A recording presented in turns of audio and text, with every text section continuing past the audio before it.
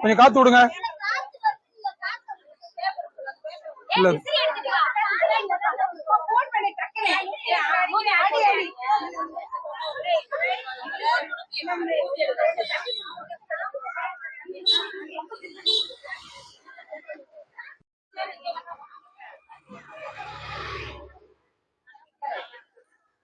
இந்த வண்டி வரும்போது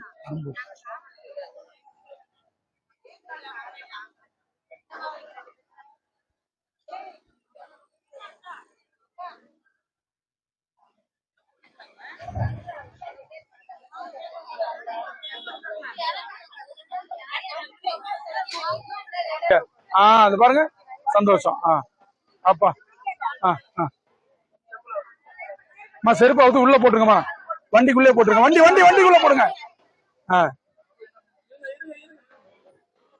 அவங்க அம்மா பர்ஸு இந்த இது அதெல்லாம் யாரும் அவங்க கூட ஒருத்தவங்க போங்க, ஒருத்தர 2 பேரை போங்கம்மா.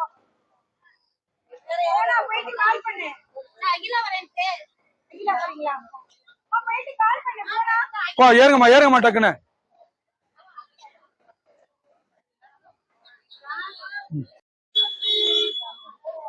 வணக்கம். வணக்கம் சார். இப்ப வந்து தமிழ்நாடு அங்கன்வாடி ஊழியர் மற்றும் உதவியாளர் சங்க சார்பா திருச்சியவே கலக்கிறது மாதிரி 2வது தினமா மிகப்பெரிய மாபெரும் காத்திருப்பு போராட்டத்தை நடத்துறீங்க. நீங்க நடத்தக்கூடிய போராட்டத்துல உண்மையிலே நியாயமான கோரிக்கைகள் ஏதாவது இருக்காமா? நாங்க கேக்குற எல்லா கோரிக்கைகளும் நியாயமான கோரிக்கை தான்.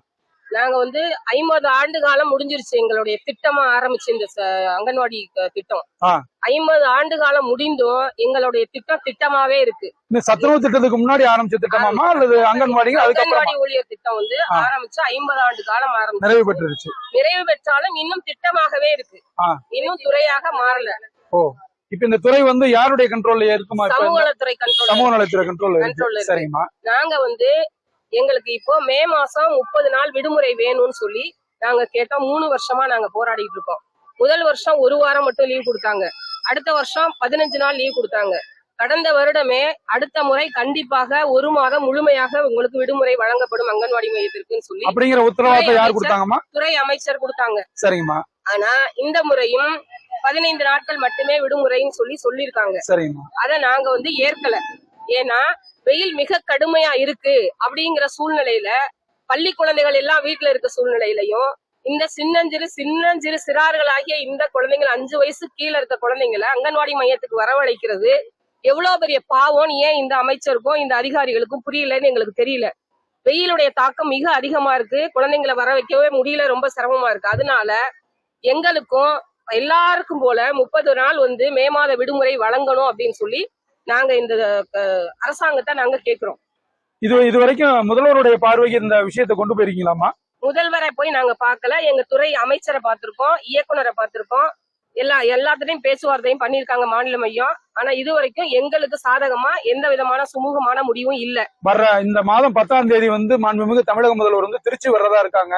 அப்போ வந்து உங்களுடைய நடவடிக்கை தீவிரப்படுத்தப்படுமா அப்படிங்கிற தகவலை சொல்லுங்க. அதற்குள்ளாகவே எங்களுடைய கோரிக்கையை ஏற்று எங்களுக்கு வந்து லீவு கொடுக்கணும்னு சொல்லி நாங்க இந்த அரசாங்கத்தை கேட்டுக்கிறோம். அது மட்டும் அல்லாமல் வந்து எங்களுக்கு காலி பணியிடம் அதிக அளவுல இருக்கு. ஆனா குறிப்பிட்ட அதாவது கிட்டத்தட்ட 25,000 மேல காலி பணியிடம் இருக்கிற சூழ்நிலையில வெறும் 7,500 காலி பணியிடங்களை மட்டும் நிரப்புவதற்கு அரசாணை வெளியிடப்பட்டுள்ளது. அதை நாங்கள் ஒருபோதும் ஏற்றுக்கொள்ள மாட்டோம். ஒரு அங்கன்வாடி மையம் கூட விடுதல் இல்லாமல் அனைத்து அங்கன்வாடி மையங்களையும் காலி பணியிடம் நிரப்ப வேண்டும் அப்படிங்கறது ஒரு கோரிக்கை.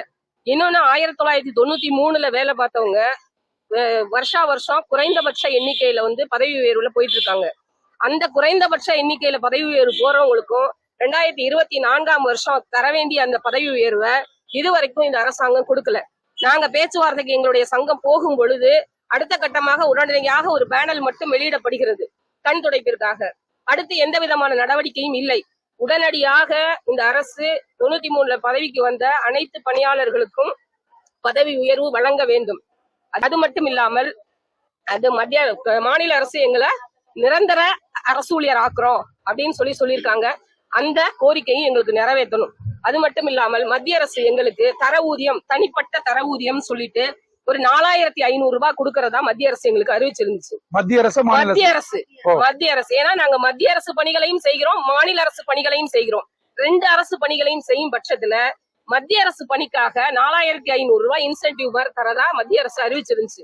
கிட்டத்தட்ட 12 ஆண்டு காலமா மத்திய அரசு அந்த தொகையை எங்களுக்கு கொடுக்கவே இல்லை. ஏன்னா இன்னைக்கு 35 வருடம் வேலை பார்த்துட்டு நாங்க வாங்குற அதிகபட்ச இந்த அங்கன்வாடி ஊழியர் வாங்குற அதிகபட்ச சம்பளம் வெறும் 24,000 ரூபாய். எங்களுடைய பணிக்காலம் 35 வருடம். இடையில இடைமறிச்சு பேசுறேன்னு நீங்க தப்பா எடுக்கக்கூடாது. அரசாங்கத்துல அடிப்படையா ஜூனியர் அசிஸ்டன்ட்ல சேரக்கூடியவங்களுக்கு 19,000 இருந்து 20,000 ரூபாய் சம்பளம் நிர்ணயம் பண்றாங்க. நீங்க உச்சபட்ச சம்பளமே நீங்க பணி ஓய்வு பெறும் போதே கிட்டத்தட்ட 27,000 தான் வாங்குறோங்கிறீங்க. 27,000 இல்ல, வெறும் 2500 தான் எங்களோட கையில கிடைக்கிறதே. 15 சில்லறை தான் கையில வாங்குறோம். முழுமையான 22 வருடம் நாங்க பணி முடித்த பணியாளருக்கு ஸ்கேல் வெறும் 15,500 எங்களோட ஸ்கேல் வெறும் 15,500 மட்டுமே. 35 வருஷம் வேலை பார்த்திருக்கோம். இன்னைக்கு வெறும் 15,500 தான். இப்ப பணியில சேர்றவங்களுக்கு வெறும் 7,700 தான். 10 வருஷம் பணி முடிச்சவங்களுக்கு வெறும் 8,500 தான். 35 வருஷம் நாங்க பணி முடிச்சோம், இன்னும் 15,500 ஸ்கேல்ல தான் இருக்கமே ஒழிய இந்த ஜூனியர் அசிஸ்டன்ட் வாங்குற 24,500 நாங்க வாங்க கிடையாது. இவங்க முழுமையா நாங்க எப்பயோ ஒரு டிஏ இன்சென்டிவ் எல்லாத்தையும் சேர்த்து சொல்றாங்க. வெறும் எங்களோட ஸ்கேல் வெறும் 15,500. நான் 32 வருஷம் பணி முடிச்சிருக்கேன். என்னோட ஸ்கேல் வெறும் 15,300 தான். அப்படி இருக்க காலகட்டத்துல இன்னைக்கு அனைத்து ஊழியர்களுமே இந்த 93ல ஜாயின் பண்ணவங்க எல்லாருமே ரிட்டையர் ஆகி வீட்டுக்கு போகக்கூடிய சூழ்நிலையில இருக்கும் பொழுது போகும்போது கிடைக்கிற அந்த தொகை பாத்தீங்கன்னா ஒரு 1 லட்சம் ரூபாய் கொடுக்குறாங்க. பணிக்கொடையா வெறும் 1 லட்சம் ரூபாய் கொடுக்குறாங்க. பென்ஷன் மத்திய அரசு கொடுக்குதோ மாநில அரசு கொடுக்குதோ அது எங்களுக்கு தெரியாது. ஆனா எங்களுக்கு கொடுக்கறது வெறும் 1 லட்சம் மட்டுமே.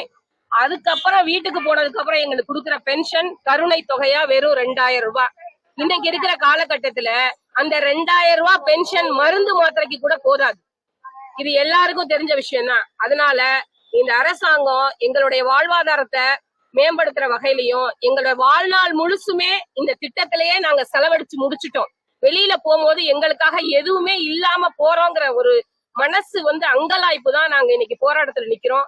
இந்த அரசாங்கம் உடனடியா இந்த காலமுறை ஊதியத்தை எங்களுக்கு வழங்கி உரிய பென்ஷன் வழங்கி எங்களை பாதுகாக்கணும்னு சொல்லி இந்த சமயத்துல நாங்க கேட்டுக்கிறோம். இந்த மே மாச விடுமுறைய கண்டிப்பா 30 நாள் வழங்காத பட்சத்துல இந்த போராட்டம் ஒரு காலம் நாங்க வாபஸ் வாங்க மாட்டோம். எத்தனை நாள் ஆனாலும் அத்தனை பேரும் இந்த பணியை இந்த போராட்டத்துல நாங்க தொடருவோம். இப்ப திருச்சி மாவட்ட ஆட்சியர் அலுவலகத்துக்கு பக்கத்துலதான் நீங்க இருக்கிறீங்க. பெண்கள்ன உடனே ஒரு கனிவு மனசுல வரணும்.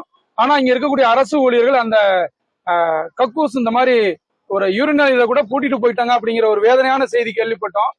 அவங்க ரொம்ப சிரமப்பட்டுட்டீங்க அப்படிங்கிற மாதிரி கேள்விப்பட்டோம். ஆட்சியர் அலுவலகம் முன்னாடிதான் போராட்டம் எல்லாம் நடத்திட்டு இருக்காங்க. சரிங்க. இப்ப கூட பாத்தீங்கன்னா எல்லா மாவட்டத்திலயும் மாவட்ட ஆட்சியர் அலுவலகம் முன்பதான் இருக்கிறாங்க. இரவு நேரம்ல அவங்க தங்குறதுக்கு அனுமதி கொடுத்திருக்காங்க. பாத்ரூம் வசதியும் செஞ்சு கொடுத்திருக்காங்க.